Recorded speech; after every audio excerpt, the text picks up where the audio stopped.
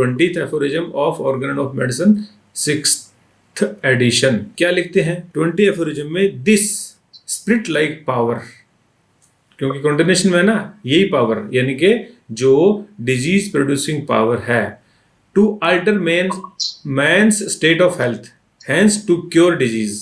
तो जो disease producing power है वही क्यूरेटिव पावर है, hence to cure the disease which lies hidden, important, which lies hidden, जो छुपी हुई रहती है। सोचो, नमक कोई दवाई है क्या? कोयला कोई दवाई है क्या? तो नेट्रीम्यूर हिडन पावर के रूप में रहती है इन सब्सटेंसेस में। कार्बोवेज चारकोल के अंदर हिडन पावर के रूप में रहती है।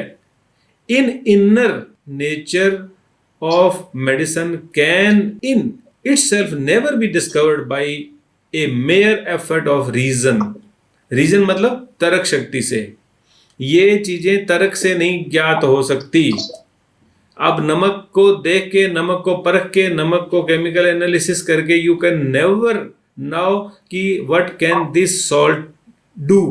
It is only by experience of the phenomenon it displays when acting on state of health of man that we can become clearly cognate of it।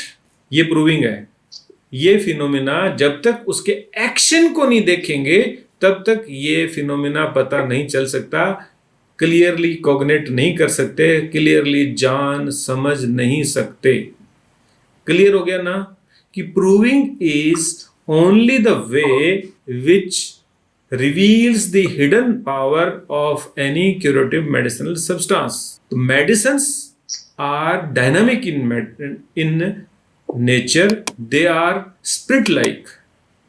वो material नहीं है, वो powers हैं जो कि state of health को disturb कर सकती है, as well as disease है तो restore भी कर सकती है। इसी कारण से वो सब्सटेंस क्यूरेटिव बन जाएगा जब वो पोटेंटाइज फॉर्म में दिया जाएगा। ठीक है, तो रीजन करके, लॉजिक लगा के, स्पेकुलेशंस करके, केमिकल एनालिसिस करके हम उसको नहीं पता कर सकते। ये डॉक्टर हैनीमैन ने हमें इसमें बोला है। ठीक है ना। तो डायनामिक एक्शन जो पता चलेगा वो प्रूविंग से ही चलेगा, और वो प्रूविंग यानी कि एक्सपीरियंस मीन्स हमने किसी पेशेंट मतलब किसी हेल्दी ह्यूमन बीइंग को दिया तो क्या हुआ, ये एक्सपीरियंस कहलाता है। डायरेक्ट ऑब्जर्वेशन, पेशेंट की अपनी ऑब्जर्वेशन भी और जो प्रूवर को ऑब्जर्व कर रहा है, उसके नोट लिख रहा है, उन दोनों की ऑब्जर्वेशन जो है ना वो इंपॉर्टेंट है। ठीक है, तो symptom producing power is the curative power of any substance. ठीक है, तो ये एफोरिज्म हमें मेडिसिन क्या है वो बताता है, मटेरिया मेडिका कैसे फॉर्म होता है वो बताता है, और प्रूविंग की इंपॉर्टेंस को हाईलाइट करता है। एक्सपीरियंस और एक्सपेरिमेंटेशन, नोट स्पेकुलेशन, इस पे ये एफोरिज्म हमें जोर देता है। अपन कोई प्लांट को देख लें तो हमें उस प्लांट की कितनी बातें पता चल जाएगी, केवल देखने से नहीं चलेगी। कोई घास, कोई फूस, कोई प्याज के क्या जितने भी प्लांट से अपनी मेडिसिन बनती है, लेकिन हम जब उसको प्रूव करते हैं तो पता चलता है कि इसने तो अस्थमा जैसी कंडीशन प्रोड्यूस कर दी, इसने तो फीवर प्रोड्यूस कर दिया, इसने डिप्रेशन प्रोड्यूस कर दिया।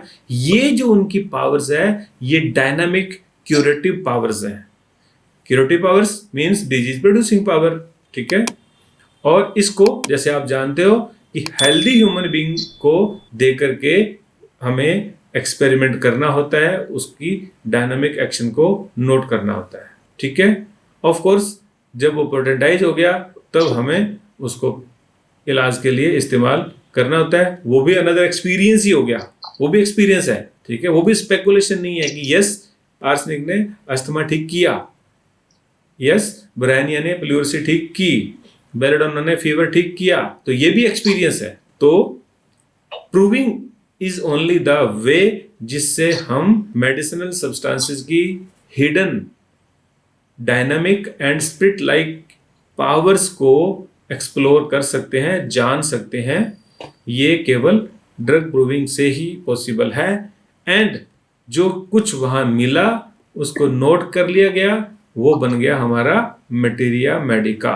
ठीक है, तो ये दोनों एफोरिज्म हमें जानना इसलिए ज़रूरी है कि हमें कंसेप्ट अच्छे से पता होना चाहिए कि हमने स्पेकुलेशन पे नहीं जाना, और प्रूविंग में जो सिम्टम्स आते हैं वो ज़्यादा इंपॉर्टेंट होते हैं देन की जो क्लिनिकली या जैसे भी किसी ने बताया कि ये दवाई इस काम आ जाएगी उस काम आ जाएगी, तो वो हमें ज़रूर पढ़ना चाहिए।